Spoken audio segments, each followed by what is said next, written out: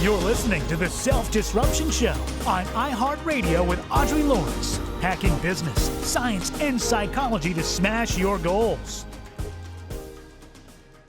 This is Audrey Lawrence, where we use science, psychology, and neuroscience to get you closer to your goals. Well, my friends, you're following us on all social media, and I am so grateful to our Instagram friends and our friends at WWPR in Tampa Bay. Hello and welcome to the leadership family. Today, I have brought you the holy grail of thought leaders. We're talking one of the most well-watched TED Talks, world-renowned speaker, author of, I think it's up to 8 books. I'm going to have to double check that. The #1 professor of online learning with tens of millions of students. The Wall Street Journal calls her revolutionary. She will go down as one of the greatest thinkers of our time. I call her my hero. Please give a welcome for Dr. Barbara Oakley. Dr. Oh, Oakley. golly. Now I'm all bashful and tongue-tied. I mean, I'm just like such a absolutely 100% normal person. And I shouldn't be surprised that this great work from researchers is really proving phenomenally valuable for people when they're trying to learn. And all really that I do is I try to serve as a conduit between wonderful research from fantastic researchers who are so busy doing their research that often learning how to convey it so that people can understand it in a simple way. Well, I have sort of a simple brain, so I'm good at that. Simplifying is my forte.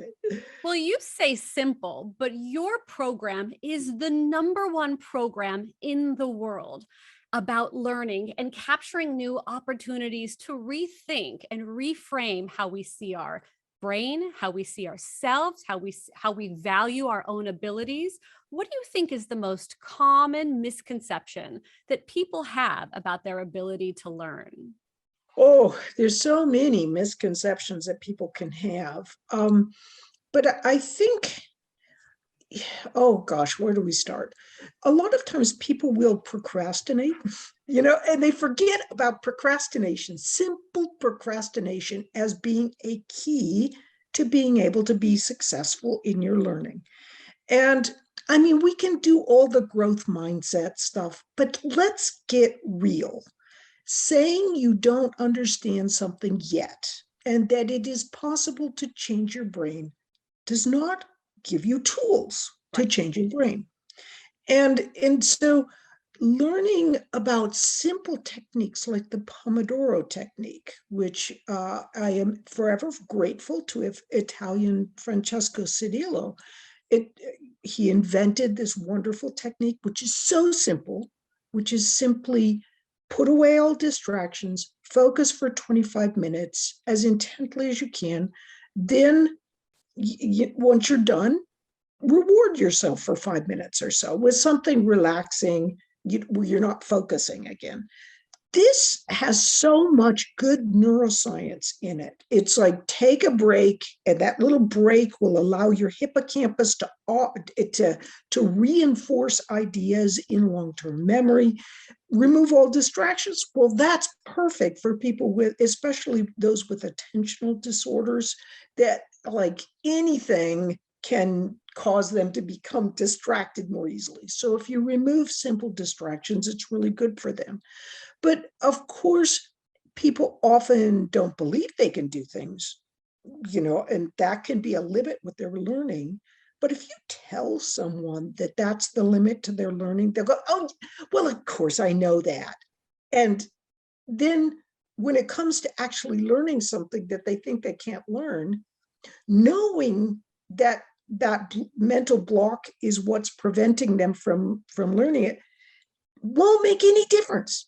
It won't help them at all because they're just still really convinced that they can't learn this stuff. So a lot of times I think simply, having an external pull, like, if I learned this, I could actually get a better job from it. Or these kinds of things can help you overcome those hurdles that you really are convinced are never something you can actually overcome. I love the Pomodoro. I love what I call my matcha tea break. I wrote in my first book about, okay, just find your favorite little gift to yourself. And I have to dangle it just like the carrot, just like the technique says. And say, okay, Audrey, 25 minutes. I got to get into this. If it's, you name it, painting the garage, going through my mail, even little things. Okay, I trick myself into these little moments, and the takeaway, and I'm interested to hear what you think about this. Suddenly we see Mihai Csikszentmihalyi's flow kick in at about minute 15 to 20 for me. I'm no longer in my Pomodoro technique. I have moved into flow, and suddenly I don't care. My distractions have been removed, which now perfectly aligns me to hit that place where I'm able to do more creative, longer work. Do you think there's a correlation between getting yourself into the process in that 25-minute window and then suddenly saying, all right, fine, I'm going to paint the whole garage. I was going to organize just my supplies, but now I'm going to go for it. Is there any connection between these two methodologies that you think could be sort of stacked on top of each other where people could get even deeper outcomes? Well, we know from neuroscience, when you even think about something you don't like or don't want to do, it activates a portion of the brain, the insular cortex, that experiences pain.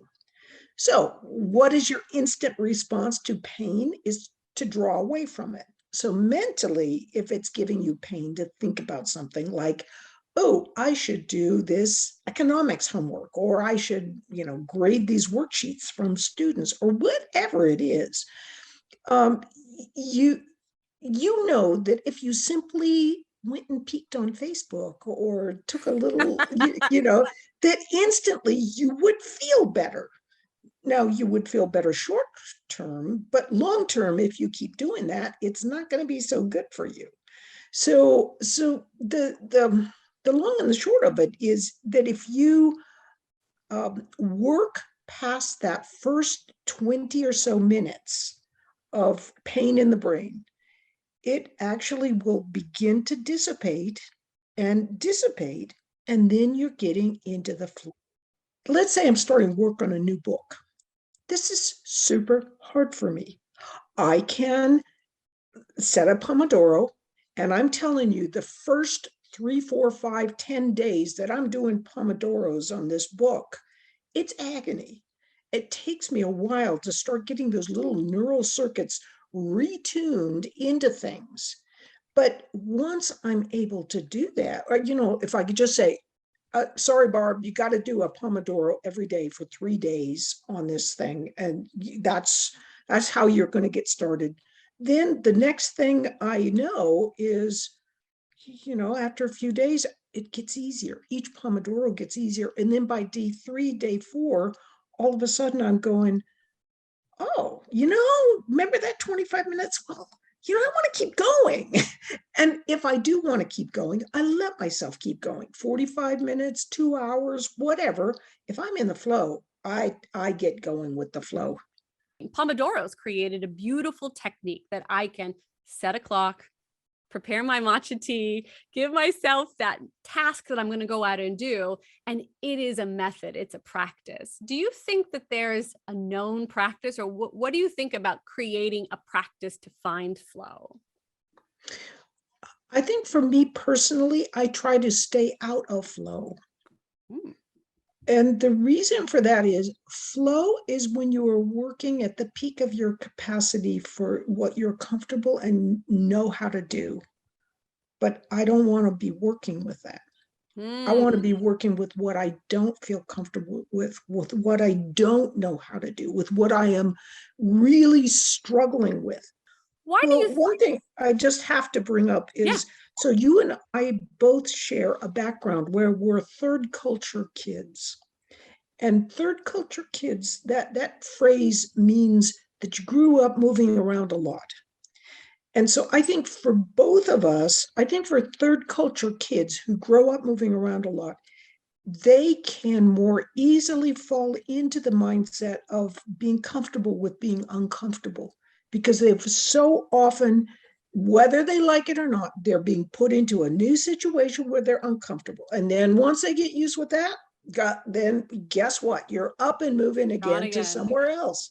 And this actually, when you grow up that way, or even if you've had it happening as an adult, I think it gives you a really good way of forcing you're used to stepping back, whether you're comfortable or not, and really beginning at being able to kind of tackle what you need to do, often with a fresh perspective. So I think that's part of why you're like comfortable with being uncomfortable. Yeah, that makes sense, because you, like I, have gone through the experience of the disadvantages, but also the advantages that kind of upbringing can give you. And that the pain is fleeting. You know, you go into a new school, and a new school means new friends, it means new activities, it means a new home, a new base, a new country in my case, again and again. But what I've learned as a takeaway, and I didn't even realize it, see, that's why you're so good at taking these experiences and making them so tangible. The takeaway is that it was very fleeting. It can actually be quite beneficial, that once you learn to master those uncomfortable moments and thrive in those moments, you were able to really understand them. And now I have a deep engagement, and I'm excited to go into a room full of strangers and speak or talk to a stranger on the bus. And I love that train study about the value of talking to somebody on the train. And what your expectations were for that experience, that uncomfortable experience. And most often we misjudged how we were going to like it or not like it. Our brain very often is missteering us. Does that frustrate you? Because I get very frustrated at the idea that my brain, that is supposed to help me, sometimes puts me on these paths of not achieving the outcome or the success that I want. What do you say to students when we start unfurling the neuroscience? They have that aha moment about why our brains aren't always helping us. I really want to help them every way I can. So sometimes students are like, they've had really traumatic previous student experiences in learning engineering, and it really breaks my heart. And so I can't help it, but I'll be there might be a test, and I might be kind of just pointing a little bit at something, because that student needs a little encouragement.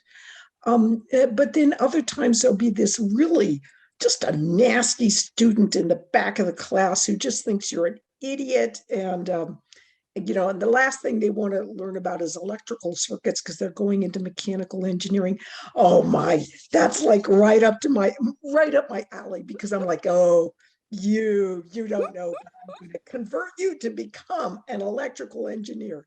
And you'd be shocked if you just treat a person who despises you with some real, dignity. You can turn them around and like get them to go all sorts of ways they never wanted to go themselves originally. And but there's so many good people. And if you find a way to unlock that goodness, it's to me, that's one of the greatest experiences of being a teacher. Well, my gosh, I don't think there's anyone on the planet who's taught more students than you. You have, from what I read, more participants in your program than all of the combined classes at Harvard Online, which is, such a tremendous, you said off air that you thought you were ordinary. And I would say that it is your extraordinariness and the down-to-earth transparency about your true life experiences and traveling the world and going up north. What I can say to my listeners is that you have to take her class. You have to grab her book. You've got to watch if you haven't seen it, because it is the most transparent blueprint to creating success in your own life. It's giving you an opportunity to see with new eyes how your own brain works. Why do you think science is such an important factor, that adding that additional neuroscience to your teaching makes such an impact? Certainly did for me, to the learners.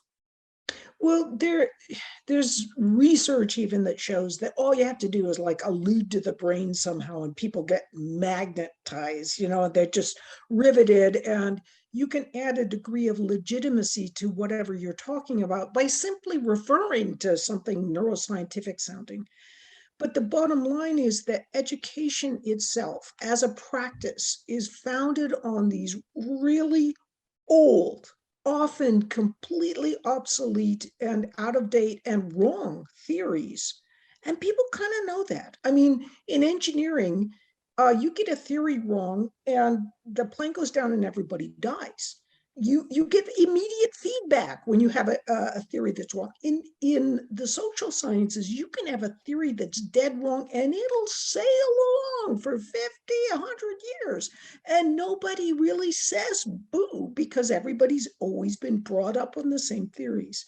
So I think people like neuroscience because especially when you can try to approach it with honesty and integrity, there is so much insight, brand new insight that's not being conveyed through schools of pedagogy, through schools of education, that is really beneficial for people. I mean, if you had asked a school of education to produce a course on learning, what they would have given you is 2 weeks on the history of education, 2 more weeks on theories of education, 2 more weeks on how babies learn. And then at the very end, you might get a little tiny bit of how do you practically learn more effectively, and maybe a little tiny lecture on neuroscience, but nothing too difficult because people just don't understand neuroscience. It's really deep. We turned that completely around. So with my co-instructor, Terry Sinowski, who is one of the world's leading neuroscientists, the Francis Crick professor at the Salk Institute, we could convey these deep and difficult, seemingly difficult ideas from neuroscience using wonderful metaphors and analogies and visualizations. So you could see what was going on very, very easily and use it practically. And it's completely different information, far more practical and far more insightful, I think, than what is typically taught in standard schools of pedagogy about how people learn effectively. And I think people just really love the idea that, there's lots of practical insights. And I did almost all the video editing myself. And so when I edited it, it was like, yeah, I mean, is it corny? Is it not top caliber editing? Absolutely. It is fabulous. Is it funny? Is it like not boring a lot of the time? Is it because I edited it to keep me from being bored? So it's like a little zombie head coming out here, or, it's always appropriate humor. And it's not like everything is funny, but there's enough there that it's like people will keep pushing that lever like rats, to get that little hit of dopamine when the humor does appear. So anyway. There's tens of millions of people who have taken this program.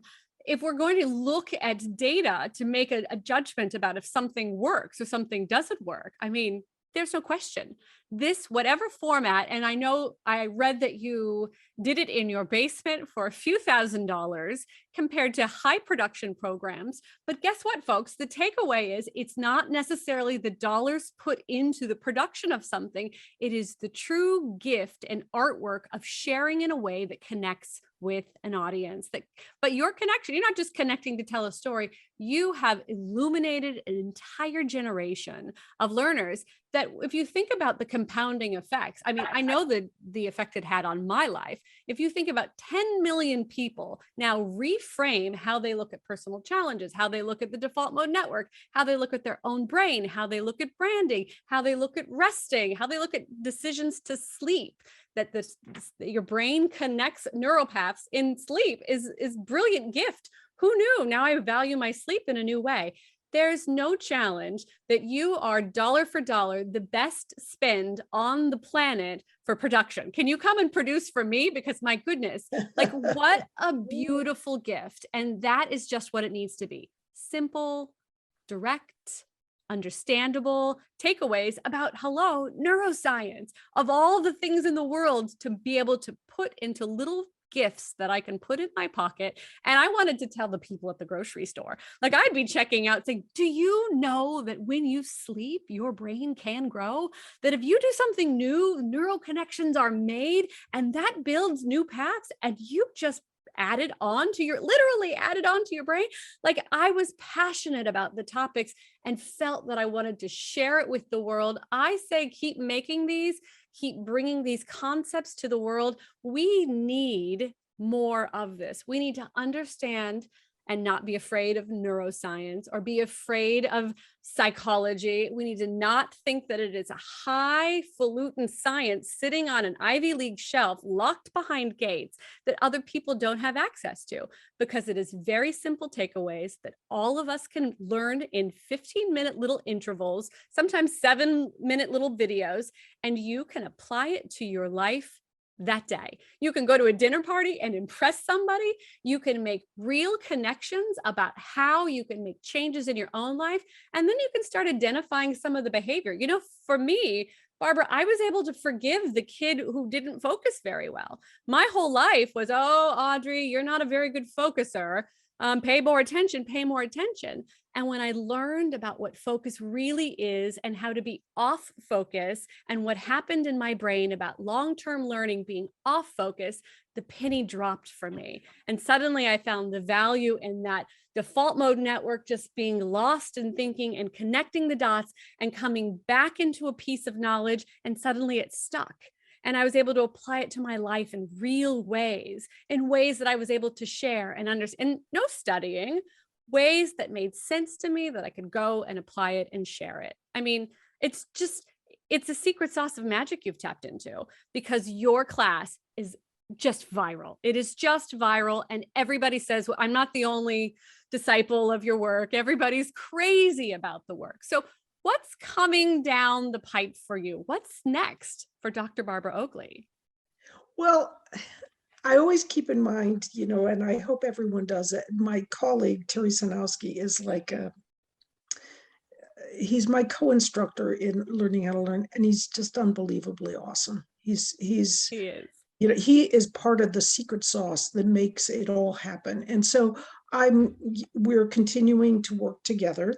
And now I am madly working away on I just wrote with Terry and a K-12 teacher and professor of pedagogy, Beth Rogowski, a book called Uncommon Sense Teaching. And it's all about how to teach effectively using insights from neuroscience. And one of the gratifying things for me is that people are saying, oh my gosh, this is like so different from learning how to learn. I mean, it's not just some kind of regurgitation of how do you learn effectively. It really, by taking a teacher's eye view and going much deeper into things you've never even touched on, we're getting so many insights about learning. And so now, with the success of that published book from Penguin Random House in July or June of this year, then my colleagues and I have produced the first of the massive open online courses. There'll be 3 altogether, and it reinforces and it puts into even more depth these great ideas that are super helpful, I think, for teachers, you know, about the kinds of things that you think. I mean, let's think about bullying. You know, well, how do you stop bullying? Well, guess what?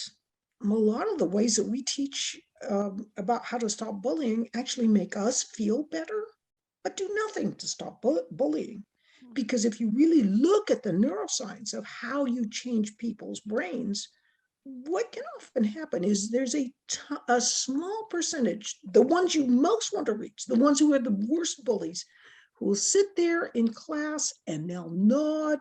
And if you give them tests, they'll ace the tests, and you don't make a single change in their behavior whatsoever. I mean, as a teacher, wouldn't you like to know that?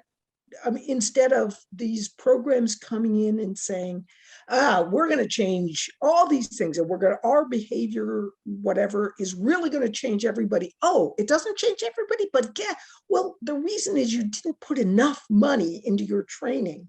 I mean, that's the kind of thing that's currently happening. It's like not acknowledging real life insights into human nature that we are getting from neuroscience, and then making reasonable and rational decisions about how to allocate our monies to best help our students. And sometimes that does not involve putting enormous amounts of money into programs that really don't work, and then doubling down even further when they still don't work because they can't work because, of what we know about how the human brain works.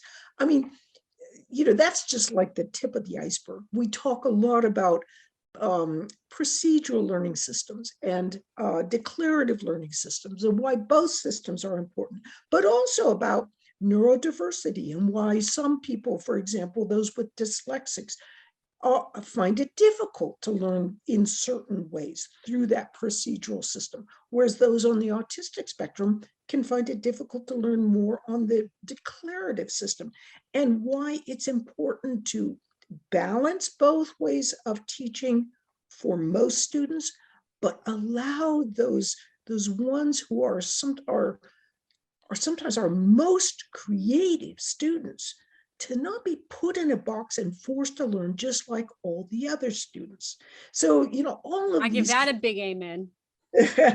are the kinds of things that we explore in both the book and the online courses. I can't wait. I cannot wait. Tell our listeners where they can find out more about you, Barbara. Oh, okay. If you just go to my website, barbaraoakley.com, and you'll see right there'll be my books, mine and my co-instructors and co-authors and colleagues are books, and also the online courses. And the great thing about the online courses is, and I love this about Coursera especially, they give the courses are all available for free. So it's like, I mean, what could be better? You can go in, you can learn all this. And the thing about books is I love books because, for me, I like to collect rocks. I like to collect rocks instead of watch birds because rocks don't move. You can get them and you can examine them, and you can't do that with with birds. But the thing is, it's kind of like that same difference. If you read a book, it's there. You can underline, you can think about, you can draw and do all sorts of things to books, and it's right there and it's not going to move. But you can't have moving pictures that really illustrate ideas. So the best form of learning is to have a book that you can mark up, but also have videos where you can see the visualizations and the animations. And so that's the way I love to teach, and that's what I'm working on now.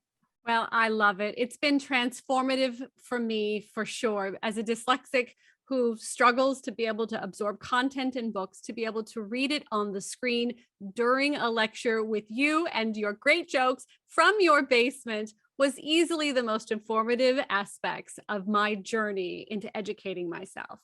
Before we go, Barb, I want to ask you a question I ask everybody, and it's sort of a top of mind question. And it can just be whatever is, in your heart and in your head. If you were to give someone one piece of information, what would be the one thing we should know? Don't just follow your passions, broaden your passions. There you have it, folks. It's Barbara Oakley, and you're listening to Audrey Lawrence on the Self-Disruption Show, where we use science, psychology, and neuroscience to get us closer to our goals. I want to thank all of our listeners, and please follow us on all your social media outlets. Thank you for listening to the Self-Disruption Show with Audrey Lawrence. To learn more, go to audreylawrence.org and follow us on your favorite social media. Don't forget to like and subscribe.